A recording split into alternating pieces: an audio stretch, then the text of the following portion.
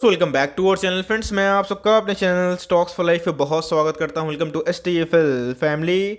Dear family members, आज दिन है 10 अगस्त और दोस्तों आज के दिन हमें ढेरों सारे Q1 के नंबर्स देखने को मिले। बहुत सारी कंपनी इसकी बात की जाए तो निफ्टी मिड कैप की है, बहुत सारी कंपनी निफ्टी स्मॉल कैप की है। तो जी हाँ दोस्तों, इसी बीच में नंबर्स आते ही हमें एक सडन प्रॉफिट बुकिंग देखने को मिली। तो जी हाँ, आज के दिन दोस्तों मैं डिस्कस करने वाला हूँ 3 स्टॉक जिनके अंदर काफ़ी बिजनेस की एक मोड दिखाई पड़ती है, और 2 कंपनी तो गाइस डिफरी है, और तीसरा एक अंडर डेवलप्ड स्टॉक है, और एक तो गाइस पूरा MOS पे खड़ा है जहाँ पे खोने के लिए लॉन्ग टर्म में कुछ नहीं है, पाने के लिए बहुत कुछ। तो फटाफट इनके नंबर्स देख लेते हैं। और दोस्तों अगर गिरावट होती है तो हर एक गिरावट लॉन्ग टर्म इन्वेस्टर्स के लिए एक अपॉर्चुनिटी से कम नहीं होगी। तो फटाफट डिस्कवर करेंगे। चैनल फर्स्ट टाइम होंगे सब्सक्राइब कर सकते हैं इस तरह क्वालिटी कंटेंट को सबसे पहले एक्सेस करने के लिए। Now without delaying any for time, let's begin.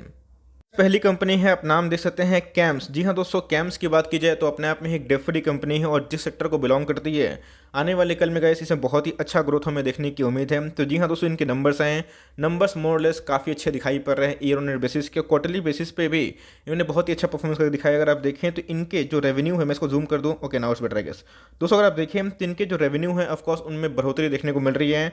167 crore से कितना हो चुका है, 206 रुपीज़ इन करोड़। इसका मतलब अगर आप देखें तो हमें ईयरली दोस्तों रेवेन्यू में जम देखने को मिल रहा है। क्वार्टरली की बात की जाए तो जी हाँ, 203 करोड़ से अगर आप देखें तो फ्लैट देखने को मिल रहा है। लेकिन यस, क्वार्टरली हमेशा बीट नहीं हो पाता है। लेकिन कैम्स की बात की जाए तो वैसे इन्होंने अच्छे खासे नंबर पोस्ट किए हैं, और सारे चीज़ को एडजस्टमेंट करने के बाद, इनके एक्सपेंस को काटने के बाद अगर आप देखें तो इनके प्रॉफिट कितना निकल के आ रहे हैं वो बहुत ही इंपॉर्टेंट हो जाता है। तो जी हाँ दोस्तों, 39 करोड़ से अगर आप देखें तो इनके जो प्रॉफिट है 63 रुपीज़ इन करोड़ हो चुके हैं। क्वार्टरली बेसिस की बात की जाए तो 60 से कितना हो चुके हैं, 63। इसका मतलब गैस कंपनी ने ईयर ऑन ईयर 50% से ज़्यादा मुनाफा करके दिखाया। और मैं बोलूँगा कि कोविड के टाइम में भी इनके जो ऑपरेशंस थे वो कंटिन्यू थे। आपने देखा कि 200 करोड़ का कंपनी सेल्स करती है, तो उसके अकॉर्डिंग अगर आप देखें तो कंपनी के प्रॉफिट बहुत ही शानदार है, बिकॉज ये बहुत ही लो कॉस्ट बिजनेस मॉडल में बिलोंग करती है। तो जी हाँ दोस्तों, इनके नंबर्स हमें अच्छे खासे देखने को मिले। लेकिन जैसे ही नंबर्स इनके आए तो एक प्रॉफिट बुकिंग देखने को मिला। EPS की बात की जाए तो आप देख सकते हैं कि 8.1 से कितने हो चुके हैं, 12.95 के आसपास। इसका मतलब EPS में 55% से ऊपर जम दिखाई पड़ रहे हैं।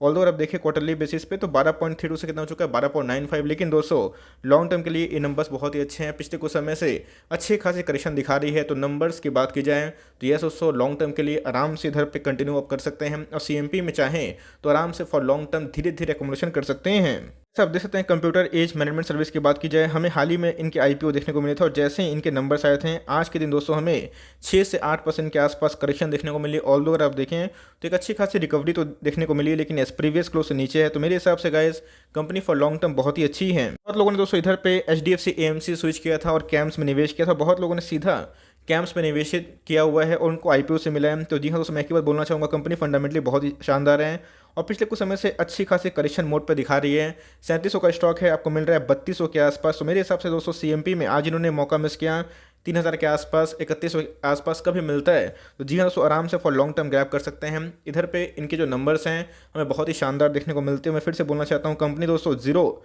डेट वाली कंपनी है, डेट फ्री कंपनी है, और इसको चलाने के लिए बहुत ही कम ऑपरेशनल की खर्चे की आवश्यकता है। तो मेरे हिसाब से guys company for long term, इन्होंने नंबर्स अच्छे पेश किए हैं, आप जरूर कंटिन्यू कर सकते हैं, और CMP में धीरे धीरे ऐड कर सकते हैं। और आज का जो लो है उसके अगर आसपास आता है तो जी हाँ दोस्तों, उधर पे आराम से आप लॉन्ग टर्म के लिए अच्छी खासी अकोमोडेशन कर सकते हैं। दूसरी जो कंपनी है वर्लपूल ऑफ इंडिया लिमिटेड। दोस्तों को पता है कि वर्लपूल की बात की जाए तो यस, AC हो गए, रेफ्रिजरेटर हो गए, इन सब में एक बहुत ही अच्छी कंपनी दिखाई पड़ती है। को पता है कि कोविड के फर्स्ट वेव की वजह से और कोविड के सेकेंड वेव की वजह से इन सब कंपनी में बहुत डेंट देखने को मिला। बात की जाए वर्लपूल को छोड़िए गैस, वोल्टास की बात की जाए, एम्बर की बात की जाए तो उनके भी सेल्स में और उनके प्रॉफिट में डिक्लाइन देखने को मिला। तो भाई कम से कम अगर आप इन सब कंपनी को होल्ड करते हैं, यस ये सब डेफरी कंपनी है और लॉन्ग टर्म में इनके बहुत ही प्रूवन ट्रैक रिकॉर्ड भी है। ये भी गाइस डेफरी कंपनी है और उस पर मैंने भी लाइक माल उठाया हुआ है। लेकिन यस, कम से कम दोस्तों आपको दिवाली तो ज़रूर होल्ड करना चाहिए। ऑल्दो अगर आप देखें तो इनके आज के दिन नंबर्स आ चुके हैं। नंबर्स की बात की जाए तो सारे जो फिगर्स है रुपीज़ इन लैक्स हैं। तो जी हाँ, पहले की बात की जाए तो इनके जो रेवेन्यू थे 1000 करोड़ के आसपास थे, 1041 देखने को मिल रहे हैं।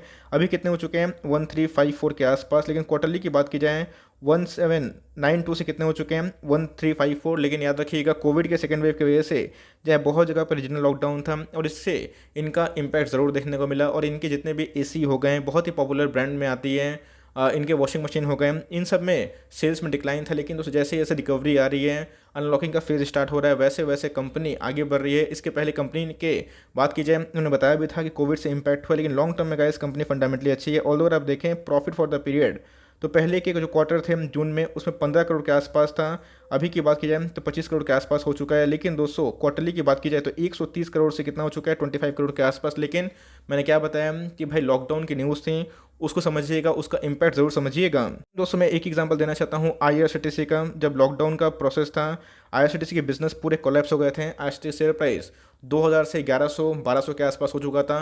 8 से 10 महीना कोई मूवमेंट नहीं दिया, लेकिन उसके बाद दोस्तों उस बॉटम से स्टॉक का प्राइस दोगुना देखने को मिल रहा है। तो सेम दोस्तों मेरी कमेंट्री वही है, कंडीशन को मद्देनजर रखें तो कंपनी के नंबर्स खराब नहीं है। 1.24 से ईपीएस कितने हो चुके हैं, 2।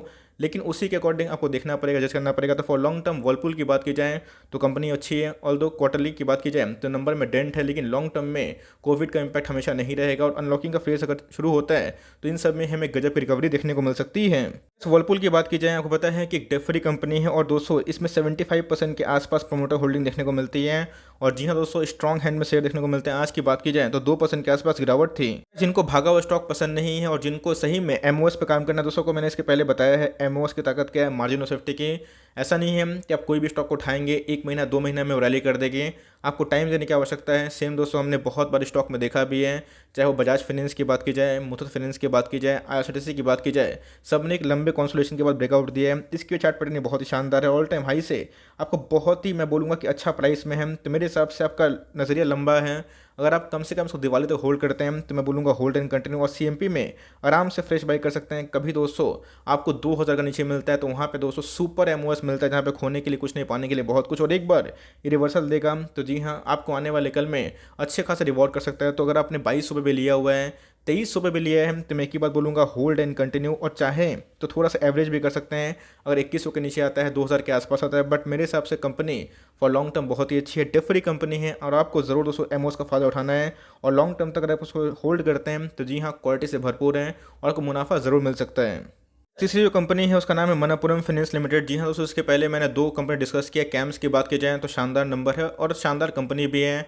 बात की जाए वर्लपूल की तो भी डेट फ्री कंपनी। अब देख लेते हैं मनप्पुरम फाइनेंस, बिकॉज इसके पहले भी हमने मनप्पुरम फाइनेंस को कवर किया था। उसके बाद स्टॉक में 40% के आसपास तेजी देखने को मिली थी। अगर आप देखें तो इनके जो रेवेन्यू है, सारे फिगर्स रुपीज़ इन करोड़ से हैं। 1500 करोड़ से कितने हो चुके हैं, 1563 करोड़। मतलब अगर आप देखें दोस्तों तो इनके रेवेन्यू में हमें उछाल देखने को मिल रहा है। क्वार्टरली की बात की जाए तो 1622 से कितना देखने को मिल रहा है, 1563। इसका मतलब दोस्तों मुथूट फाइनेंस के नंबर से ही हमें समझ में आ गया था कि इनके क्वार्टरली नंबर्स थोड़े से गिर सकते हैं। और मार्केट में जिन क्वार्टरली नंबर्स थोड़ा गिर रहे हैं तो मार्केट उसको पनिश कर रही है, अगर वो ब्लू चिप नहीं है तो। बात की जाए इनके टोटल एक्सपेंसेस कितने को मिल रहा है गाइस, कि इनके खर्चे भी कम देखने को मिल रहा है। 1024 से कितने हो चुके हैं, 987। क्वार्टरली की बात की जाए 1008 से कितने हो चुके हैं, 987। लेकिन दोस्तों कंपनी के प्रॉफिट की बात की जाए, प्रॉफिट फॉर द पीरियड में 367 से हमें लॉन्ग टर्म अगर नजरिया देखना है तो गाइस उस हिसाब से कंपनी ने अच्छे खासे परफॉर्मेंस कर दिखाए हैं। और 367 से कितना हो चुका है, 436। क्वार्टरली बेसिस की बात की जाए तो 468 से कितना हो चुका है, 436। इसका मतलब दोस्तों क्वार्टरली प्रॉफिट डाउन है, इनके रेवेन्यू भी डाउन है, लेकिन लॉन्ग टर्म में अच्छा खासा देखने को मिल रहा है। और जिस हिसाब से मुथूट फाइनेंस की कमेंट्री थी कि सेकंड क्वार्टर से इनके गोल्ड लोन में बढ़ने के चांसेस हैं, तो जी हाँ, मनप्पुरम फाइनेंस की बात की जाए तो इसमें भी हमें आने वाले कल में एक तेज़ी देखने को मिल सकती है। बिकॉज क्वार्टर 1 की बात की जाए तो गोल्ड लोन थोड़ा सा नम था, लेकिन इनको ऐसा वैसा कोई इम्पैक्ट नहीं पड़ा। लेकिन अपने आप में दोस्तों ये माइक्रो फाइनेंस में काम करती है। तो अगर आप ईपीएस देखें तो ईपीएस आप जज कर सकते हैं। कंपनी दोस्तों 4.35 का ईपीएस जनरेट कर रही थी लास्ट ईयर में।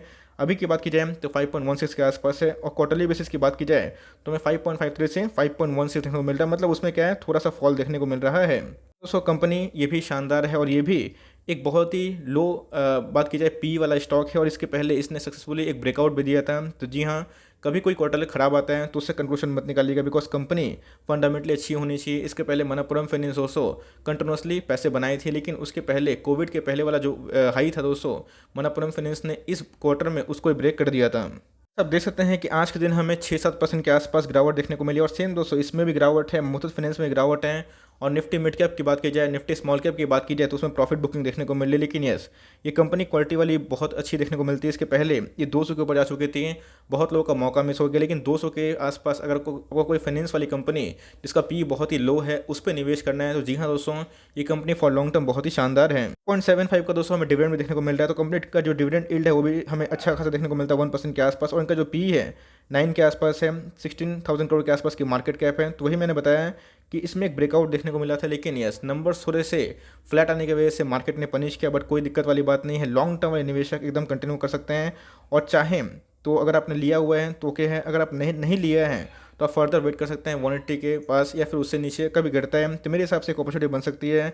तो भाई आपने लिया हुआ है तो नंबर्स ओके हमें दिखाई पड़ रहे हैं, लेकिन हर एक क्वार्टर दोस्तों नंबर बीट नहीं हो पाते हैं, कभी डाउन तो कभी अप होते हैं। लेकिन तीनों कंपनी, चाहे कैम्स की बात की जाए तो उसमें भी गिरावट थी, वर्लपूल में गिरावट थी और इसमें भी गिरावट थी।